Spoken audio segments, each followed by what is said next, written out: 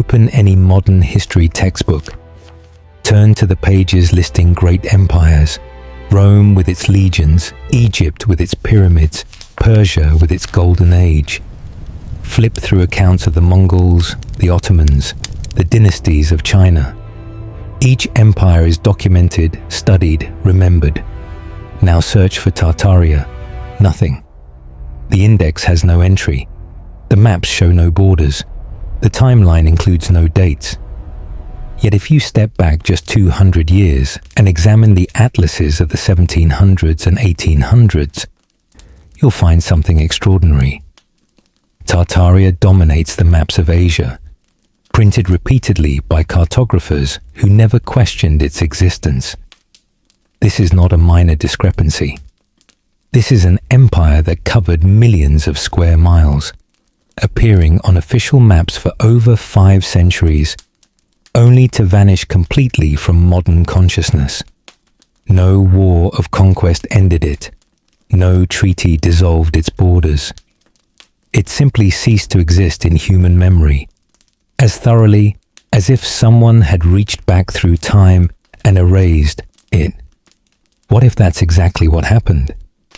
Tonight, we're going to examine a civilization that might have been the most advanced in human history. One that built structures we still can't replicate, that understood energy in ways we're only rediscovering, that connected continents through means our textbooks claim were impossible. We're going to explore the evidence that Tartaria didn't just fade away, but was deliberately destroyed and then deliberately forgotten. This is not a journey through proven facts. This is an exploration of possibilities, of patterns that don't fit, of questions that historians refuse to ask. As you drift towards sleep, let yourself wonder, what else have we forgotten? What other truths have been buried beneath the official story? The night is long, the mysteries are deep, and Tartaria waits in the darkness, ready to reveal its secrets. In 1716, a French cartographer named Guillaume Delisle published a map that would define European understanding of Asia for generations. The map was detailed, scholarly, and based on the best geographic knowledge available. It showed kingdoms, mountain ranges, rivers, and trade routes with remarkable precision. And there, sprawling across the northern regions, was a territory labeled Grande Tartarie, Great Tartary. This wasn't a vague notation in empty space. Delisle divided Tartaria into distinct regions: Chinese Tartary in the east, Muscovite Tartary in the west, Independent Tartary in the center. Each subdivision had its own internal geography. Cities marked, rivers named, mountain ranges delineated. The map treated Tartaria as fact, as real as France or Spain. 50 years later, British cartographers produced their own maps of Asia. They too showed Tartaria. So did the Dutch, the Germans, the Italians. For over 500 years, from medieval times through the 19th century, Tartaria appeared on European maps with such consistency that its existence seemed beyond question. Then something changed. By the early 1900s, the name had vanished. Modern maps parceled the same territory into Russia, Kazakhstan, Mongolia, China. Tartaria was gone, replaced entirely by other political entities. The transition wasn't gradual, it was abrupt, as if someone had decided the name should no longer exist. The standard explanation is simple. Tartaria was never a unified empire. It was merely a European term for the various nomadic peoples of Central Asia: Mongols, Tatars, Turkic tribes. As European knowledge improved, the vague label was replaced with more accurate names. But this explanation has problems. First, the maps weren't vague. They showed borders, capitals, administrative divisions. If Tartaria was just a catch-all term, why would cartographers consistently depict it with the specificity they'd use for France or England. Second, the sources weren't ignorant explorers. These were professional geographers working for royal courts, using reports from merchants, diplomats, and travelers. The French court geographer wasn't guessing about Asia. He was compiling the best intelligence available. Third, travelers who visited these regions didn't describe wandering nomads. They described cities. Marco Polo, traveling through Central Asia in the 13th century, wrote of wealthy urban centers with sophisticated governance. Russian envoys reported meeting rulers who presided over courts as elaborate as any in Europe. These weren't accounts of tribal confederations. They were descriptions of civilization. So what was Tartaria? One possibility is that it was a real empire, as cohesive as any other, with a central government, a shared culture, and control over vast territories. If so, it would have been one of the largest empires in history, rivaling or exceeding the Mongol Empire at its height. Another possibility is that Tartaria was a network, a loose confederation of city-states and regions connected by trade, culture, and perhaps technology. Think of the Hanseatic League in medieval Europe, but on a continental scale. Not a centralized empire, but something equally powerful. A civilization based on connection rather than conquest. Either way, the question remains, why did it disappear from maps? Political convenience offers one answer. As Russia expanded eastward in the 18th and 19th centuries, absorbing Siberia and Central Asia, it became useful to erase the name Tartaria. If these territories had always been Tartarian, Russian claims looked like conquest. But if the maps could be redrawn to show these as empty lands or minor khanates, Russian expansion looked like manifest destiny. The same logic applied to other powers. China, pushing westward, wanted control over territories it claimed as historically Chinese. Western colonial powers, carving up the world, didn't want to acknowledge that much of Asia had been controlled by a civilization they'd never conquered. So Tartaria was erased, not through military defeat, but through cartographic revision. The empire disappeared not because it fell, but because it became inconvenient to remember. But there's a darker possibility. What if Tartaria possessed something that made it dangerous to the emerging industrial powers? What if its disappearance from maps was the first stage of a larger project? The systematic obliteration of a civilization whose knowledge threatened the New World Order. To answer that, we need to look beyond maps. We need to examine the physical evidence, the buildings that shouldn't exist, the technologies that don't fit the timeline, the patterns that suggest a level of advancement our history books claim was impossible.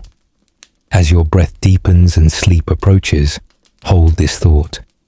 Empires rise and fall, but maps are supposed to record truth. When an empire vanishes from every map, when its name is erased so completely that people forget it ever existed, that's not history. That's something else entirely. Stand on a street corner in any major city built in the 19th century. London, New York, Chicago, St. Petersburg. Look at the buildings around you. Not the modern glass towers, but the old structures. The banks with marble columns, the government buildings with soaring domes, the train stations that feel like temples. Notice something odd about them. The doors are massive, 12, 15 feet tall. The windows start high off the ground. Their sills at chest height even for a tall person. Inside, the ceilings disappear into shadows, 40 or 50 feet overhead. Staircases demand long strides, as if designed for legs longer than yours. everything about these buildings feels wrong. Not badly designed, wrong. As if they were built for a different scale of human being. This is where Tartaria moves from maps to stone. Because across the world, in cities that officially sprang up in the 1800s, there stand buildings that don't match their supposed construction dates. Buildings too sophisticated, too massive, too technically advanced to have been built by the societies we credit with building them. Take the Capitol building in Washington, D.C., completed in 1800. The dome is an engineering marvel, cast iron segments assembled with such precision that the whole structure seems to float. The rotunda beneath it soars so high that 4-story buildings could fit inside. This was supposedly built by a young nation still clearing forests, using technology that had barely advanced beyond medieval Europe. Or consider the Palais Garnier in Paris, finished in 1875. The grand staircase is a cascade of marble that could accommodate crowds of giants. The chandelier in the auditorium weighs 6 tons and hangs from a ceiling so distant it seems to belong to another dimension. The entire building is a symphony of technical precision. Ventilation systems, hydraulic stage machinery, acoustic engineering that modern architects still study in awe. The official story says these buildings were constructed in months or years by workers using hand tools and horse-drawn carts. But the precision is too perfect. The scale is too vast. The engineering is too advanced. Alternative researchers propose something different. These buildings weren't built in the 19th century. They were found. They were remnants of Tartaria, either inherited intact or discovered and restored, then passed off as new construction by the governments that claimed them. Think about it. If you were a rising nation-state in the 1800s, competing for legitimacy against older empires, what would be more useful? Admitting you'd inherited your grandest buildings from a forgotten civilization, or claiming you'd built them yourself? The evidence for inheritance is subtle but persistent. First, there's the construction timeline. The Palais Garnier supposedly took 14 years to build. The US Capitol took decades. Yet photographs from these construction periods show remarkably little actual building. What they show instead is excavation, massive amounts of earth being moved, as if the structures were being unearthed rather than erected. Second, there's the lack of documentation. For buildings of such importance, remarkably few detailed construction records survive. Plans are vague. Worker logs are incomplete. It's as if someone wanted to obscure the actual process of how these structures came to exist. Third, there's the technology. Many of these buildings incorporate features that shouldn't have been possible with 19th century knowledge. Acoustic engineering that requires computers to design. Structural calculations that demand understanding of physics decades ahead of their time. Materials that shouldn't exist. Stone cut with such precision that modern laser measurements find tolerances of less than a millimeter. The skeptical response is that we underestimate 19th century capabilities. Engineers were brilliant. Workers were skilled. Given enough time and resources, humans can accomplish remarkable things. But that doesn't explain the consistency. Buildings across continents, supposedly built by different cultures with no communication between them, share identical architectural features. The same proportions, the same acoustic properties, the same engineering solutions to complex problems. It's as if they were all following the same blueprint, a Tartarian blueprint. Consider the star forts scattered across the world. These geometric fortifications appear in Europe, Asia, Africa, and the Americas. Their designs are nearly identical, perfect polygonal shapes, with projecting bastions surrounded by water-filled moats. The official explanation is that they represent the pinnacle of defensive architecture against cannon fire. But why would cultures separated by oceans with no contact independently develop exactly the same solution? And why build them in locations where no siege ever occurred, where no enemy ever approached? Unless they weren't defensive at all, unless they were something else. Power stations perhaps, or nodes in a global energy grid. Structures designed not to keep armies out, but to channel something in. Electromagnetic forces, telluric currents, energies we've forgotten how to name. The architecture itself encodes this possibility.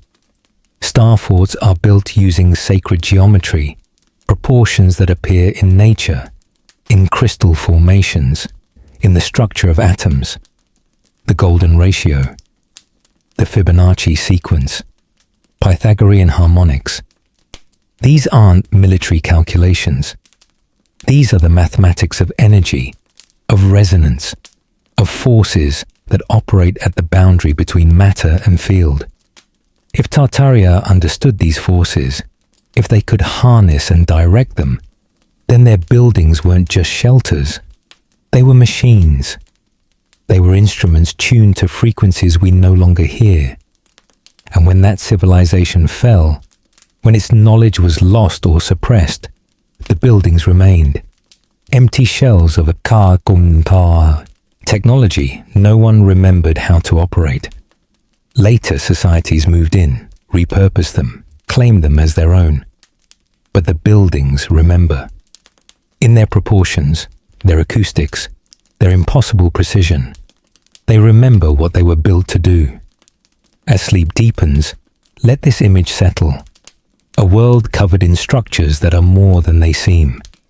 Buildings that were once alive with purpose, now silent and waiting. Cities that remember, even if we've forgotten.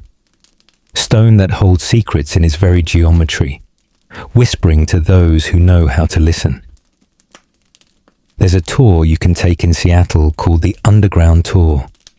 It leads you beneath the modern city streets into a shadow world. Old sidewalks, abandoned storefronts, building facades that now exist in perpetual twilight. These were once ground-level shops and streets, bustling with life.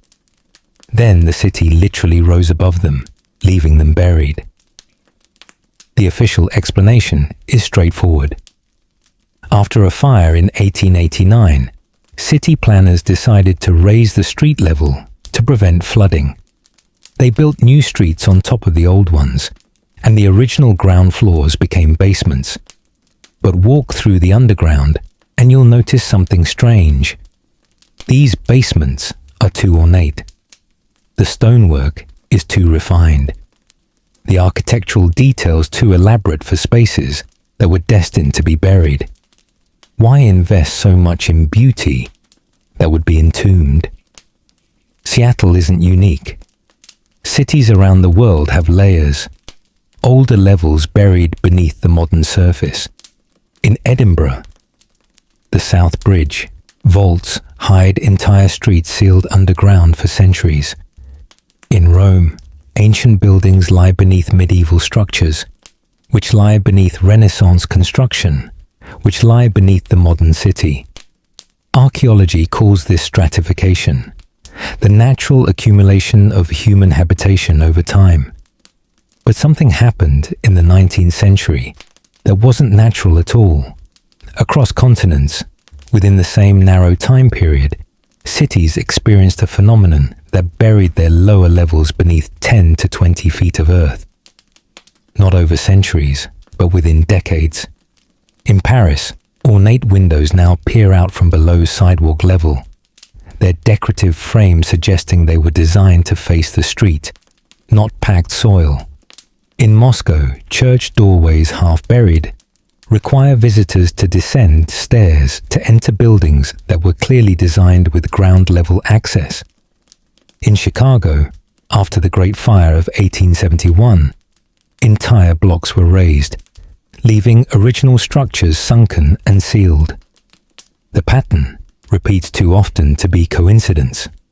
Something caused widespread burial of urban architecture in the 1800s. The question is, what? Geologists point to natural processes. Cities grow on their own debris. Streets are raised for sanitation. Soil accumulates over time. But the consistency, the same depth of burial, in the same era, across different continents, strains the explanation of gradual accumulation. An alternative hypothesis proposes a cataclysmic event, a mud flood, not a river of mud flowing downhill, but something more fundamental, a phenomenon where soil itself temporarily lost cohesion, becoming liquid. Buildings would sink, streets would submerge, and when the soil solidified again, entire city levels would be entombed. The mechanism could be soil liquefaction, triggered by seismic activity, or possibly by electromagnetic disturbances. When ground undergoes intense vibration, the particles lose contact with each other, and the soil behaves like fluid. Structures sink as if into quicksand. Then, when vibration stops, everything locks in place, frozen at its new depth. Historical records hint at something unusual. 19th century newspapers occasionally reported earth waves, ground that moved like liquid during earthquakes, swallowing buildings partially rather than toppling them. Travelers in Central Asia wrote of villages where only rooftops remained visible, the rest consumed by earth overnight. Russian folklore preserves stories of cities that sank, of ground that opened like water then closed like stone. These weren't tales of sinkholes or localized subsidence. They described wide area phenomena, as if the earth itself had temporarily changed state. Could such an event have been natural? Possibly. Large earthquakes can cause liquefaction. But the global pattern, occurring in regions with different seismic profiles, all within the same historical window, suggests something more than routine geological activity. Some researchers propose the mud flood was engineered, that Tartaria, or whoever opposed it, possessed technology capable of inducing liquefaction on a massive scale. Weapons that could vibrate the earth at precise frequencies, turning solid ground into quicksand beneath enemy cities. The idea sounds fantastical until you consider that militaries today research exactly such weapons. Resonance devices that can shatter structures, electromagnetic pulse weapons that disrupt electronic systems. If such technologies exist now in their infancy, what might have been possible in a civilization we've forgotten? If Tartaria fell to a deliberate attack, a reset, then burying their cities would serve multiple purposes. It would destroy infrastructure. It would kill populations unable to escape. And it would obscure evidence. When archaeologists dig down and find elaborate structures 20 feet below modern streets, they assume gradual burial. They don't consider that those buildings might have been ground level mere decades before. The psychological impact of a mud flood would be devastating. Survivors would emerge to find their world transformed. Familiar streets raised high, doorways blocked, entire neighborhoods erased. The trauma would be profound, and in that trauma, memory becomes malleable. A generation later, survivors' children might not believe the old stories about how the city once looked. The buried level becomes legend, then myth, then forgotten entirely. This is how civilizations disappear, not just through destruction, but through the burial that follows.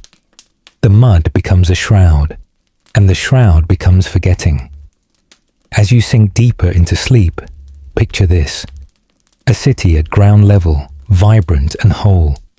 Then a sound, low, sustained, coming from everywhere and nowhere. The ground begins to shimmer. Buildings shudder but don't fall. Instead, they sink. Slowly at first, then faster, descending into earth that has become liquid. People flee, but there's nowhere to go. The effect extends for miles. When it ends, the city still stands. But it stands wrong. First floors are now basements. Streets are trenches. And above, a new level begins to form, constructed by survivors who have no choice but to build atop the ruins, creating a new ground level while the old one disappears below. That city is still there, under your feet, waiting, silent, preserved in the earth like a memory the world chose to forget. There's an experiment you can do with sound. Take a metal plate, scatter fine sand across its surface, then draw a violin bow along the plate's edge. The sand will move, forming intricate geometric patterns, perfect hexagons, stars, mandalas of crystalline symmetry. This is cymatics, the study of visible sound, the proof that vibration creates structure. Now scale that up. What if sound could move not just sand, but stone? What if the right frequency, properly amplified, could levitate massive blocks, reshape mountains, or generate energy from nothing but air? This is the lost science that researchers believe Tartaria mastered. Not crude mechanical power, but resonance. The manipulation of natural frequencies to accomplish what seems impossible. The evidence exists in architecture. Many buildings attributed to the 1800s, cathedrals, opera houses, capitol buildings, exhibit acoustic properties that defy explanation. The Mormon Tabernacle in Salt Lake City can transmit a whisper from the podium to the back of the hall, over 250 feet away, with perfect clarity. No electronic amplification, no speakers, just stone and wood shaped to channel sound with impossible precision. St. Paul's Cathedral in London has the Whispering Gallery, where words spoken softly on one side of the dome can be heard clearly on the opposite side, over 100 feet away.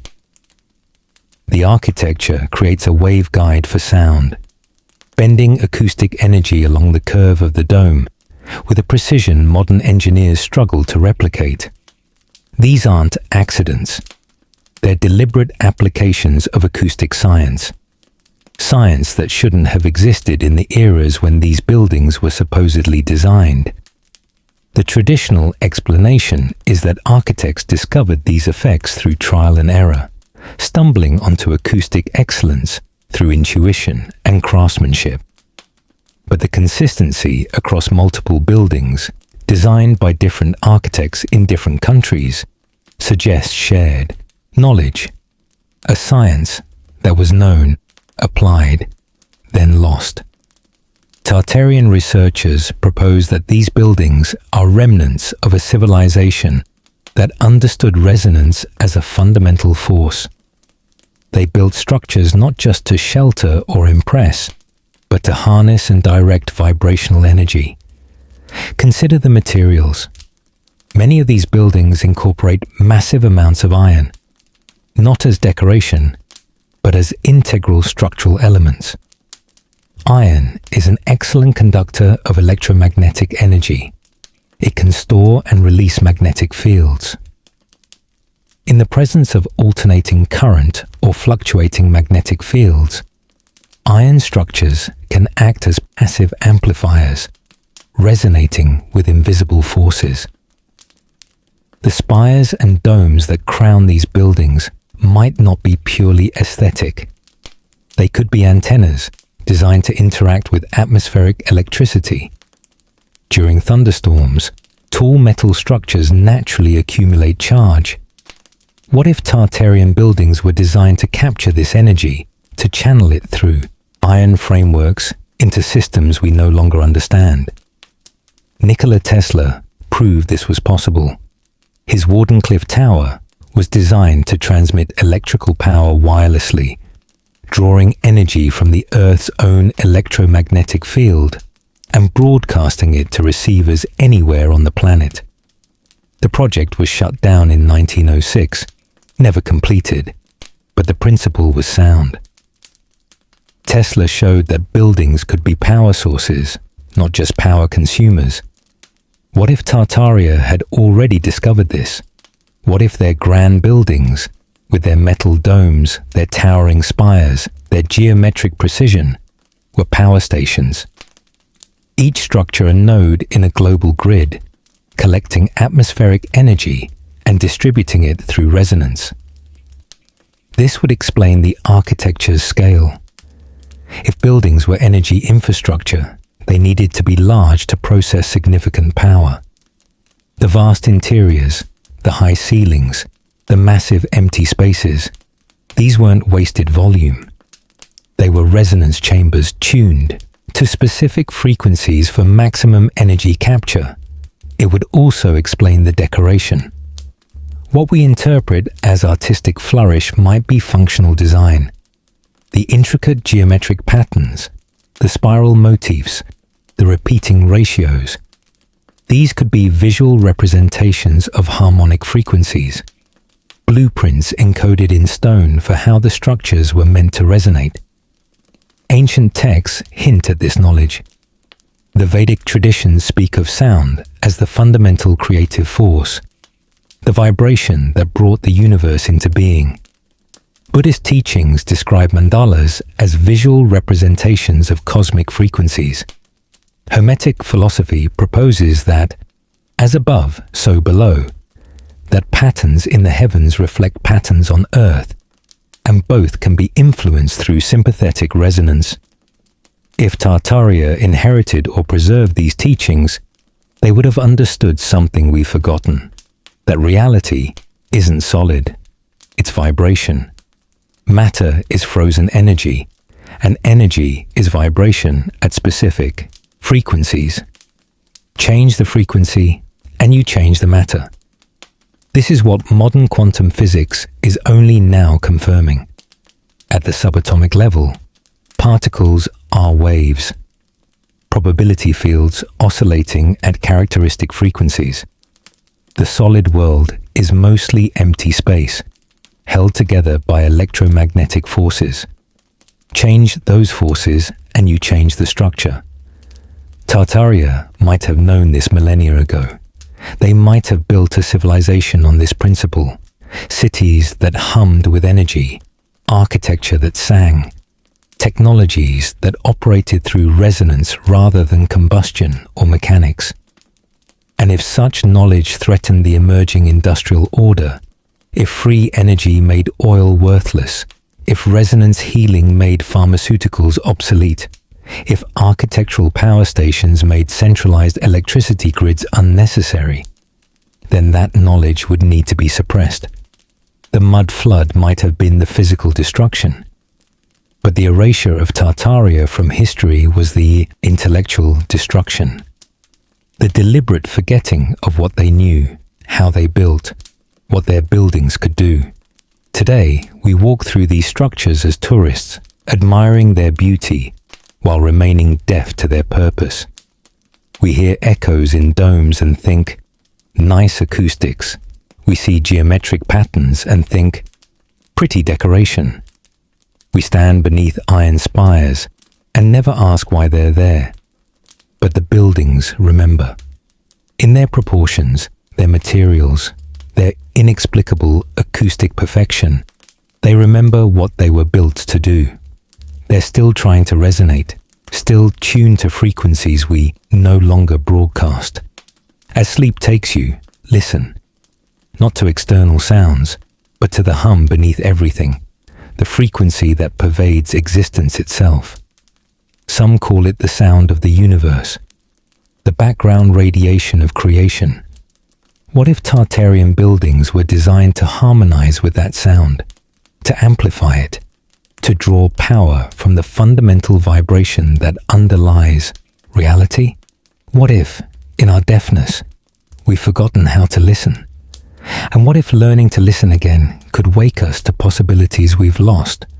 A world powered not by burning things, but by resonating with the frequencies already present, waiting to be heard. There's a photograph from 1897, taken in Texas. It shows a crowd gathered in the street, all looking upward. Above them, barely visible in the grainy image, hangs a dark shape, cylindrical, massive, clearly artificial. No one in the photo seems alarmed. They're curious, awed perhaps, but not shocked, as if seeing something flying overhead. Something that isn't a bird or a cloud, is unusual but not impossible. This photo is one of many from the late 1800s depicting unexplained aerial objects. Not the blurred lights of modern UFO sightings, but structured craft, dirigibles, airships, vessels with visible hulls and propulsion systems. Newspapers of the era called it the Great Airship Wave, a series of sightings across America between 1896 and 1897 of mysterious flying machines. The official explanation is that these were misidentifications of planets, stars, or early experimental balloons, but the descriptions don't match astronomical objects or known aircraft. Witnesses reported vessels with searchlights, structures with windows, crafts that moved against the wind or hovered silently in place. What if these weren't experimental craft built by eccentric inventors? What if they were Tartarian technology, the last airships of a dying civilization, still operating in the years after the Empire's collapse? The idea isn't as fantastical as it sounds. We know airships existed in the 1800s. Hydrogen balloons carried passengers across Europe. The question is how advanced these craft were, and who really built them. Conventional history credits Count Ferdinand von Zeppelin with inventing the rigid airship in the 1890s. His designs, metal frameworks covered with fabric, lifted by hydrogen, became the basis for all subsequent dirigibles. But photographs from before Zeppelin's work show airships that look remarkably similar, hanging over cities, documented but unexplained. Patents tell an interesting story. Throughout the 1800s, inventors filed designs for aerial vessels powered by unconventional means. Some proposed using ether currents, flows of invisible energy that supposedly permeated space. Others suggested electromagnetic propulsion, magnetic levitation, or technologies that sound suspiciously like anti-gravity. Most of these patents went nowhere. But what if they went nowhere because the technology already existed? What if inventors were rediscovering Tartarian knowledge, filing patents for systems they'd seen or heard about, only to have their projects shut down by authorities who knew the technology was dangerous? Nikola Tesla spoke openly about wireless power transmission and even wireless propulsion. He envisioned flying machines that could draw energy from the ionosphere, requiring no fuel. He claimed to have blueprints for such devices, yet none were ever built, at least not publicly. Was Tesla inventing, or was he remembering? His notes reference ancient Vedic texts, suggests he studied older sources of knowledge. If Tartaria had mastered wireless energy, Tesla might have been attempting to reconstruct their science from fragments. The infrastructure supports the airship hypothesis. Many buildings from the 1800s feature mooring masts, tall spires or towers at their peaks, officially intended for weather vanes or flagpoles. But their construction is robust, far stronger than necessary for such purposes. They look designed to anchor something heavy, something that would pull and sway like an airship. The Empire State Building, completed in 1931, famously included a mooring mast for dirigibles. Officials claimed it would serve as a dock for transatlantic airship travel. Yet the mast was never successfully used. Wind conditions at that height made mooring too dangerous. So why build it? Unless the design was copied from older structures, relics of when mooring actually worked because the craft were different. If Tartarian airships existed, they wouldn't have been hydrogen balloons. Hydrogen is dangerous, explosive, and difficult to contain. The disasters like the Hindenburg in 1937 showed why lighter-than-air flight based on flammable gas was doomed. But what if Tartarian craft didn't rely on buoyancy? What if they used electromagnetic levitation, manipulating magnetic fields to counteract gravity? Tesla theorized this was possible. Modern researchers have achieved magnetic levitation on small scales. If Tartaria had perfected it, their airships could have been rigid metal structures, powered by the same resonance technology that operated their buildings. This would explain the sightings' descriptions: silent propulsion, ability to hover, movement that seemed to defy wind and weather. These weren't balloons drifting. They were controlled flight, using principles we've only barely rediscovered. It would also explain why the technology disappeared. Electromagnetic propulsion requires sophisticated understanding of physics and access to specific materials. When Tartaria fell, when their knowledge was lost or suppressed, the craft stopped flying. Later attempts to recreate them, using hydrogen instead of the original technology, ended in failure and tragedy, ensuring that airship travel would be abandoned entirely. The psychological impact of seeing a sky full of airships shouldn't be underestimated. If Tartaria could travel anywhere, connect any two cities within days, the world would have been smaller, more unified. Distance would have been less of a barrier. Knowledge, goods, people, all would flow freely across continents. A civilization with such transportation would be impossible to conquer conventionally. You can't besiege a city that's resupplied from the air. You can't control a population that can simply fly away from oppression. Airships weren't just transportation, they were freedom, which makes them a threat. If you're building an empire based on controlling land, controlling rail lines, controlling borders, then a society that ignores geography is your enemy. Destroying their airships wouldn't be enough. You'd need to erase the knowledge that such flight was possible, so no one else could replicate it.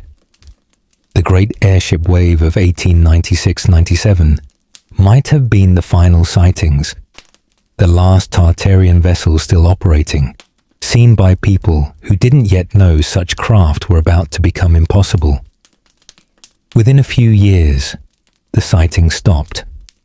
The skies grew quiet, and humanity learned to travel only where roads and rails could take us, forgetting we'd once flown higher.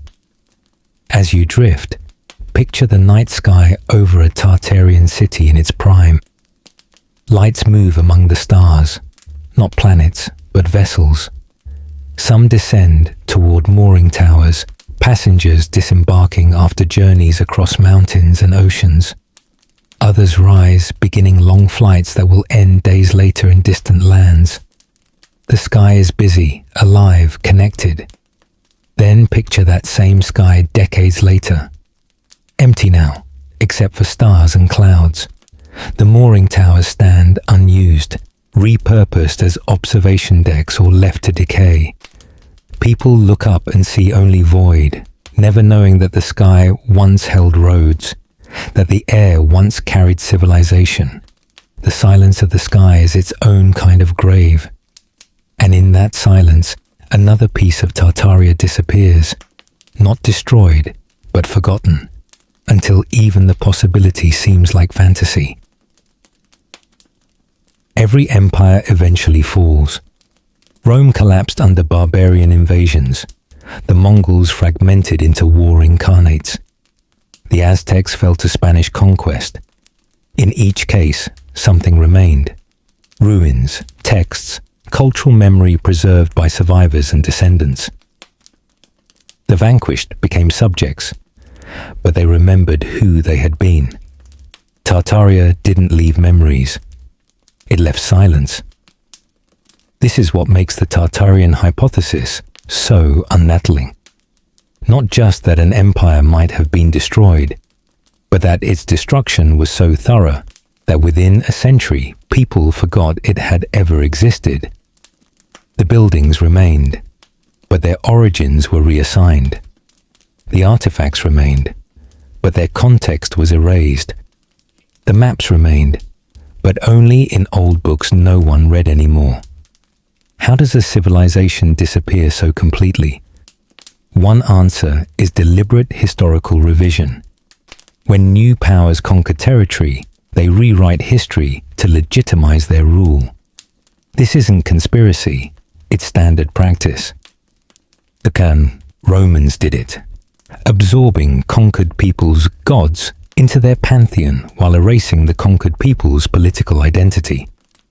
The Catholic Church did it, repurposing pagan sacred sites as Christian churches and rewriting local myths as saints' legends. In the case of Tartaria, multiple powers had motive to rewrite history. Russia, expanding eastward, wanted Siberia and Central Asia to appear as wild frontier, not the heartland of an advanced civilization. Claiming to civilize empty lands justified colonization. Admitting those lands already had sophisticated culture and infrastructure would complicate the narrative. China, solidifying control over Western territories, faced similar incentives. If Tartaria had existed as a distinct empire, Chinese claims to historical dominion over those regions weakened. Better to depict the area as a periphery, inhabited by minor tribes, always within China's sphere. Western colonial powers, dividing the world among themselves, needed to portray non-European civilizations as inferior. Acknowledging that Tartaria might have possessed technology equal or superior to their own would undermine the entire justification for colonial dominance. So Tartaria became an inconvenience, a truth that didn't serve anyone's interests. An inconvenient, truths can be managed through silence. Stop teaching about Tartaria in schools. Stop printing the name on new maps. When old books mention it, dismiss those references as outdated terminology. Within 2 or 3 generations, the name fades from public consciousness. But historical revision alone doesn't explain the physical erasures, the buried cities, the destroyed records, the systematic elimination of Tartarian artifacts. For that, we turn to catastrophe. And not just any catastrophe, but a series of disasters so conveniently timed, so geographically dispersed, that they begin to look coordinated. The Great Chicago Fire of 1871, the Great Boston Fire of 1872, the Great Seattle Fire of Vatifei, 1889, Baltimore in 1904, San Francisco in 1906.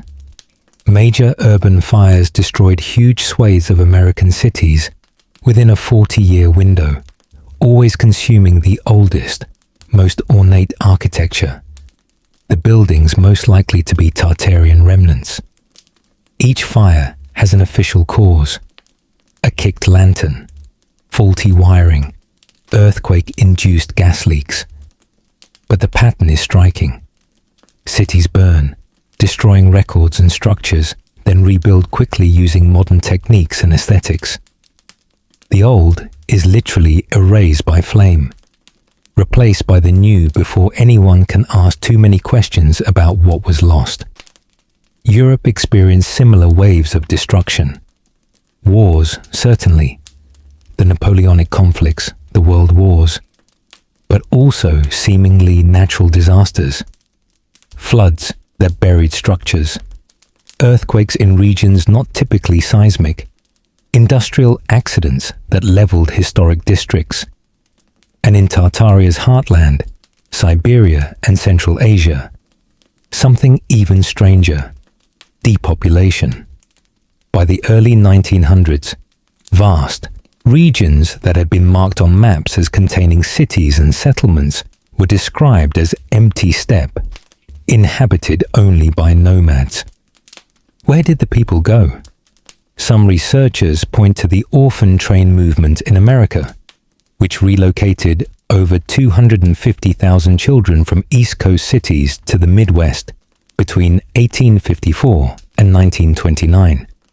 The official story describes this as charity, rescuing urban orphans from poverty and vice, giving them new lives with farm families.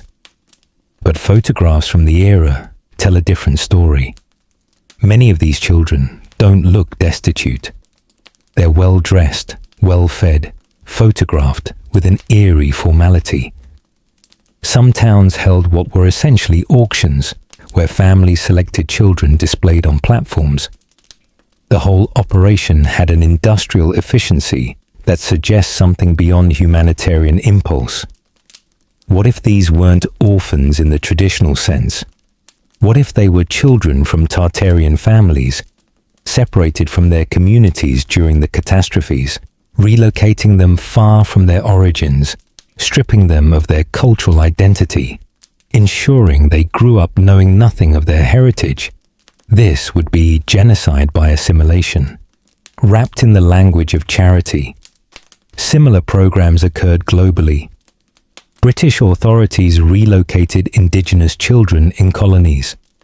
Russian authorities displaced populations across Siberia. Always the same pattern: removal, relocation, erasure of original identity. Within 2 generations, the descendants of Tartarians would have no idea who their ancestors were. They'd speak different languages, practice different customs, know nothing of the civilization that once existed. The bloodline would continue, but the memory would die. This is the final stage of erasure. Eliminate not just the buildings and books, but the people themselves. Not through mass killing, too obvious, too documented, but through dispersal and assimilation. Scatter the population so thoroughly that no community remains to preserve collective memory. By 1920, Tartaria was gone, not just from maps, but from living memory. A few elderly people might have remembered stories their grandparents told, but those stories would sound like myths, unbelievable, unprovable, easily dismissed. And that's exactly what happened. When researchers in the late 20th century began noticing the cartographic anomaly, the name that appeared and disappeared, their questions were met with patronizing dismissal. Tartaria was just a label, they were told. It didn't mean anything. The possibility that it represented a real civilization wasn't even considered worth investigating.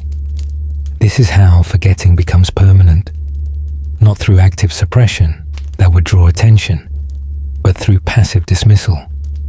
Make the topic seem foolish, attract only fringe theorists, ensure that serious academics won't risk their reputations by investigating. The result is a void in history, a silence where a civilization should be, and in that silence, questions multiply. What else have we forgotten?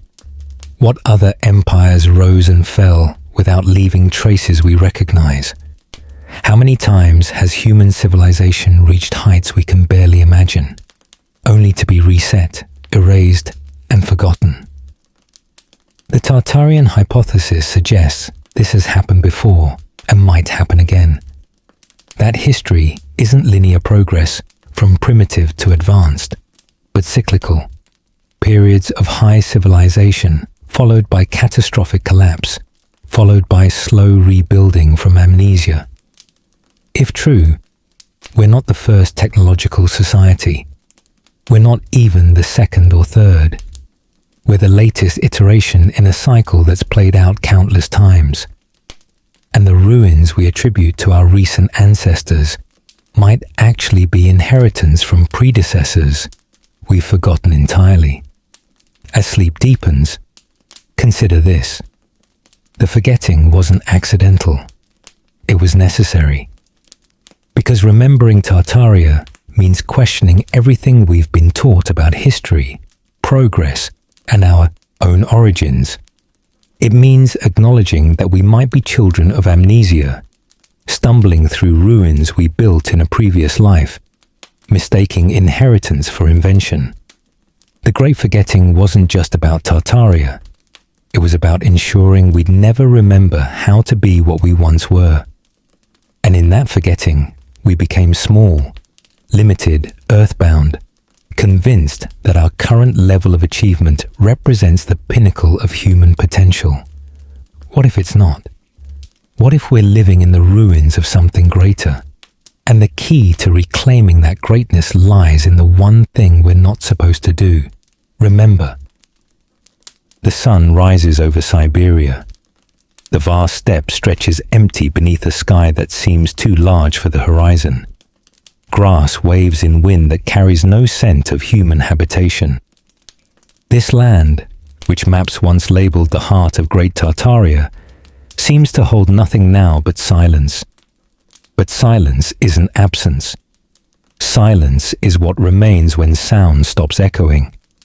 If you listen carefully, not with ears, but with attention, you can still hear Tartaria, not as facts or proof, but as resonance. The echo of something vast that once existed, still vibrating through the structures and spaces it left behind. Walk through any major city built in the 1800s. Stand in front of those massive stone buildings with their impossible doors and soaring ceilings. Don't just look at them, feel them. There's a presence in that architecture, a weight that goes beyond physical mass. These structures feel ancient in a way that contradicts their supposed construction dates. Visit the star forts scattered across continents. Stand in their geometric centers and notice how sound behaves differently there, how your voice seems to carry in unexpected directions, how certain spots create standing waves, pockets where frequency accumulates. These aren't acoustic accidents. They're evidence of intentional design by people who understood something fundamental about how space and sound interact. Go underground in Seattle, Edinburgh, or any city with buried levels. Walk those shadow streets and notice the craftsmanship in buildings that were supposedly destined for burial. That level of artistry doesn't make sense unless those structures were built for permanence, for visibility, for a civilization that expected to endure. The evidence is circumstantial, certainly. No Tartarian library has been discovered. No cache of documents has emerged detailing their technology or history. The empire exists only in fragments, a name on old maps, architectural anomalies, patterns that don't quite fit official timelines. But absence of proof isn't proof of absence. And sometimes the most important truths survive not as facts, but as questions. What if human history is deeper and stranger than we've been taught? What if civilizations rise to heights we can barely comprehend, only to fall so completely that their successors mistake their achievements for impossible myths? This possibility unsettles because it challenges our sense of progress. We want to believe we're advancing, that each generation builds on the previous one, that we're reaching towards some ultimate achievement. The idea that we might be regressing, that our ancestors might have known more, built better, understood deeper, inverts our entire framework. But look at what we've lost in just the last century. Traditional craftsmanship techniques that produced cathedrals we can't replicate. Agricultural knowledge that sustained communities for millennia. Medicinal plants whose properties we're only rediscovering through scientific analysis, languages that encoded unique ways of perceiving reality now extinct. If we can forget so much in 100 years, what might have been forgotten in 500, in 1,000? Tartaria might have been one civilization among many that rose, thrived, and disappeared, not through gradual decline, but through catastrophic reset. The mud floods, the fires, the erasure from maps, these might all be symptoms of a pattern that repeats throughout history whenever a civilization grows too advanced, too independent, too threatening to whatever forces prefer humanity remain limited. Some researchers propose those forces are political, empires that suppress rival civilizations to maintain dominance. Others suggest economic motives, industries that eliminate technologies threatening their profits. Still others point to something more fundamental, a cyclic pattern built into reality itself, where advanced civilizations inevitably trigger their own destruction through the very knowledge that made them powerful. Whatever the cause, the result is always the same: amnesia. The survivors forget. Their children know only fragments. Their grandchildren know only myths. And within a few generations, the civilization that once spanned continents becomes a story no one believes. But the echoes remain, in stone and iron, in proportions and frequencies, in the geometric patterns that appear across supposedly disconnected cultures. The evidence is there for those willing to look past the official narratives and ask uncomfortable questions. What if the buildings we walk past every day are whispering secrets we've forgotten how to hear? What if the ground beneath our feet holds cities we never knew existed? What if the sky once carried vessels we're told were impossible? These questions don't require belief. They require curiosity, the willingness to examine evidence without immediately accepting or rejecting it, to hold multiple possibilities simultaneously. To recognize that the absence of answers doesn't mean there are no questions worth asking. The Tartarian hypothesis, ultimately, isn't about proving an empire existed. It's about acknowledging that history has gaps, that our knowledge is incomplete, that the story we've been told might be only one version among many possible truths. It's about recognizing that we live in a world we don't fully understand, surrounded by structures we didn't build and technologies we can't quite replicate, walking on ground that might hide entire civilizations beneath our feet. And it's about the possibility, slim, unproven, but tantalizing, that we're not the first to reach this level of development, that we're walking a path others walked before us, and that if we're not careful, we might follow them into the same silence that swallowed Tartaria. As you settle into the deepest part of sleep, let these thoughts drift through your consciousness without attachment. You don't need to believe in Tartaria to find value in its questions. You don't need to accept alternative history to recognize that official history has blind spots. What you need is simply this: the awareness that the world is larger and stranger than you've been taught, that beneath the surface of accepted truth, there are depths we've barely begun to explore, and that sometimes the most important discoveries come not from finding answers, but from learning to ask better questions. The name Tartaria might be nothing more than a cartographic convention, a label applied to unknown territories by map makers who knew little about the regions they were documenting. The buried buildings might be nothing more than urban evolution, the natural result of cities growing on their own debris. The architectural wonders might be exactly what historians say they are: achievements of 19th century engineering, nothing more. Or they might not be. The answer matters less than the inquiry. Because in asking about Tartaria, we're really asking about ourselves, about what we've forgotten, what we've lost, what we might still recover if we're willing to look beyond the boundaries of acceptable knowledge. Somewhere beneath Siberian soil, there might be cities waiting. Somewhere in museum basements, there might be artifacts that don't fit official timelines. Somewhere in old books that no one reads anymore, there might be descriptions of a world that shouldn't have existed, but somehow did. And somewhere in the architecture we pass every day without really seeing, there might be a message encoded in stone, a reminder from builders whose names we've forgotten, whose empire we've erased, whose knowledge we've lost. The message is simple. We were here. We built this. We knew things you've forgotten. Remember us. Not as fact, but as possibility. Not as proof, but as echo. Not as history, but as the space where history ends and mystery begins. The echo of Tartaria is still resonating, still traveling through time like sound, through a vast cathedral. You can't see it. You can't prove it.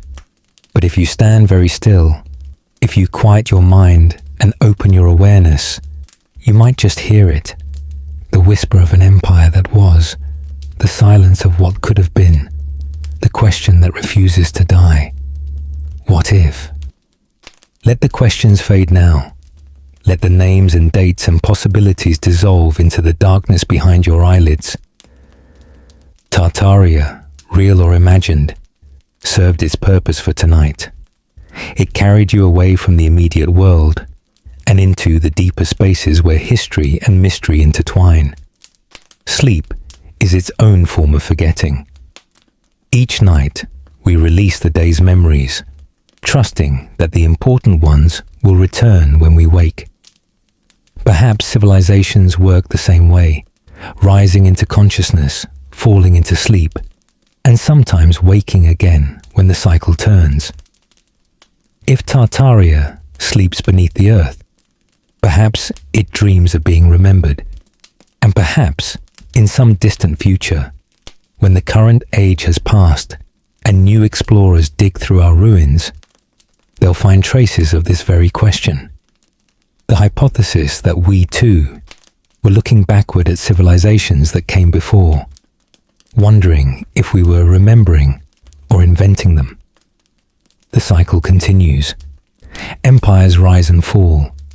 Names appear on maps and disappear. Buildings stand for centuries, then sink beneath the ground or crumble into dust. And through it all, humanity persists, forgetting and remembering in equal measure, never quite certain which is which. Tonight, you've walked through the halls of an empire that might never have existed. You've examined maps that might be meaningless, buildings that might be exactly what they seem, theories that might be nothing more than wishful thinking projected onto the silence of history. Or you've glimpsed something true, a civilization erased, a knowledge suppressed, a piece of human heritage stolen from us so thoroughly that even suspecting its absence seems like madness. Either way, the journey ends here, in sleep, in silence, in the peace that comes from releasing the need to know for certain, and accepting that some mysteries exist not to be solved, but to remind us how little we truly understand.